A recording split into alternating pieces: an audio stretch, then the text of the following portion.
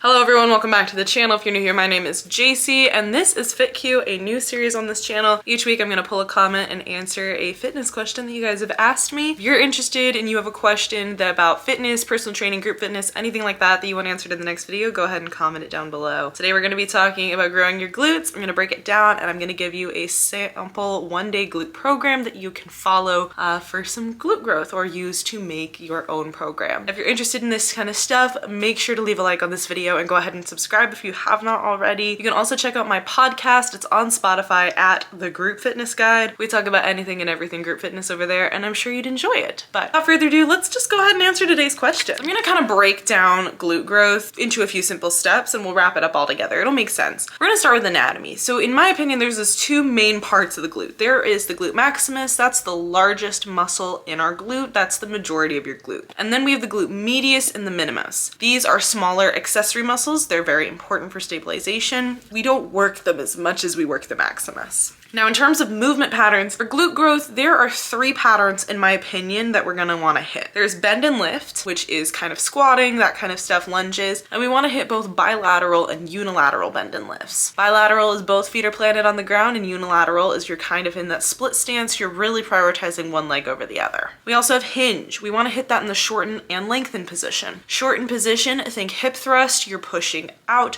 going from bent to straightened. Lengthen position, think RDLs and deadlifts. You're starting in that straightened position and you're sending those hips back. Finally, we're gonna wanna target those accessory movements, specifically our glute medius and minimus and the hamstrings. By strengthening these things, we will have well-rounded glutes and be able to support some of those bigger movements. Now, I didn't touch on quads. Having quads is equally important because in those compound movements, especially bend and lift, you're automatically recruiting quads to help. You can't really train your glutes without training your quads. That's a common misconception. Now, how often do we wanna target our glutes for optimal glute growth? I think depending on your goals, anywhere from 1 to 3 times a week with rest is great. I would recommend always having at least one rest day in between your glute days. I think I currently have 1 rest day in between, but in previous times in my life, I've had a full 2 rest days. Additionally, I don't think everyone needs to be doing 3 days a week. I think if you're doing 1 very focused glute day a week, you'll probably be good. I personally do 2 leg days a week. I do 1 fully functional leg day where I target the quads, the hamstrings, the glutes, and the calves. And then I do a glute focused leg day where I focus on the compound glute movements and I hit a few of those accessories as well.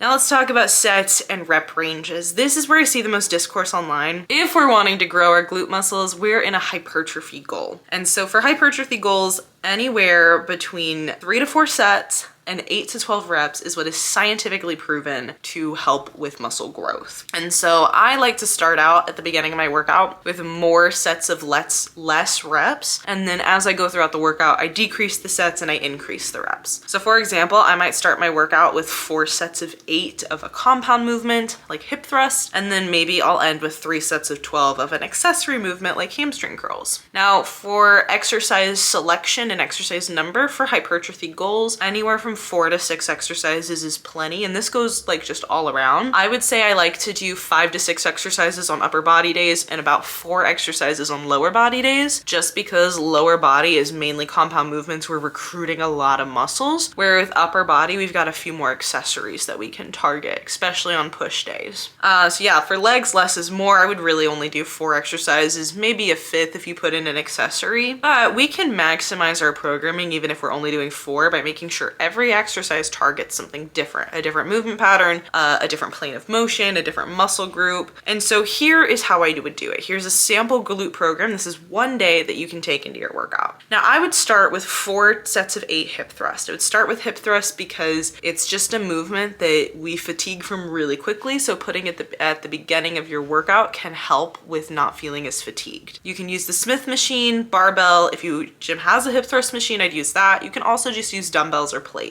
Next, I'd go to 3 sets of 8 of any sort of RDL. So this could be just like a deadlift, an RDL. You could do a kickstand RDL, single leg RDL. There's so many variations, whatever feels the most comfortable. But we just targeted the hinge in the shortened position. Now we're gonna do the lengthened position, and we're recruiting a lot more hamstring to do it. Because again, hamstring's one of those support muscles. After your RDLs, I would move into a unilateral bend and lift movement. movement. So I have written down 3 sets of 10 split squat. You could also do any form of lunge or cable. The reason I would do this is because you're working on the functionality of it. If we cannot bend and lift, we can't move throughout everyday life. And so I would choose a single leg in particular because you also have to recruit your core and recruit your balance. And so you're killing so many birds with just one exercise or one stone. And finally, I would do some sort of an accessory movement for 3 sets of 12. I put down glute medius kickbacks. I think they're a great one to target the glute medius. The machine abductors are also another fantastic one. Even if you don't want to target the glute medius, you could do hamstring curls, or you could use this opportunity to do some sort of body weight muscular endurance exercise like a donkey kick. You could do a fire hydrant, kind of anything like that. I think that last exercise we can really play with a lot. All right, that's my answer for this week's question. Comment what you want to know for next week's episode. Have a great rest of your day. Bye-bye.